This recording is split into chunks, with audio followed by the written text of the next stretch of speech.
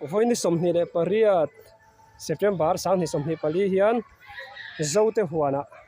picnic spot a ropui chip Iso Krista ko ran no pang pathian school te inte limpui na kan neya teng chuanin apui anoi kan kalani hai kan picnic na mun po anom phian mai tam takin lar selawang kan tilang zelang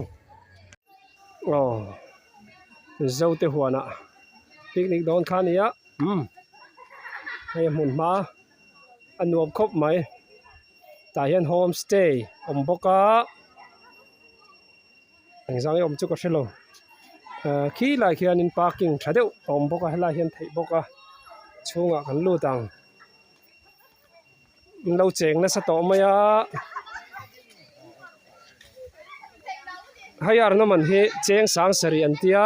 ato lo pol takani tlom pol takani tiang resort a chuanin ei le invel an siam dong khan cheng sanga bel tur ni boka ai hi moi top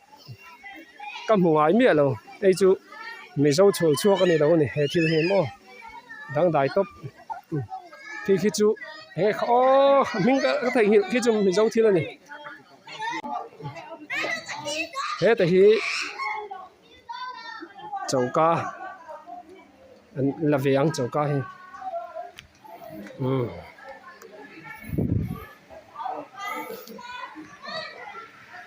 leng pui da ya lok oman hi an fil lian pui grass an phana khami sir zela kala khada ni nal viau mai nuam viau mai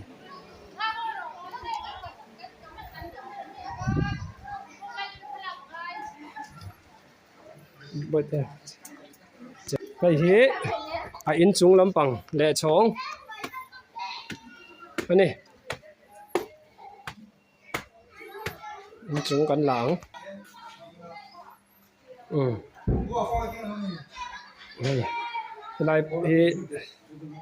anom phian ni lai po hi po nei nuam riau mai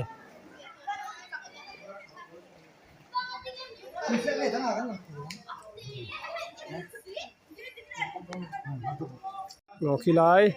atui chen nam hun atang kha kanan chuk theta tin khi lai ya po khanin ei in siam na le choi mai na tur chu ma mar su thlang dewa hian chafak buk an lo ti san le kan su chol thrim ani kan ti chang thlung kho mai khulai khon di la oma di la hu sei phia le nga la ei rinain akalaman la tlat mai zo te huan hi khi lai khi ria thei nang chi khom bok ani khi lai deuh khen han chau ro aton tura khi lai po khanin om vek thawa masela hian kan chu su thavere re ni mun ma han to nan kon deal ri deal asai e le ngala hi kalaman la kho ke ma lang hi no cho nei don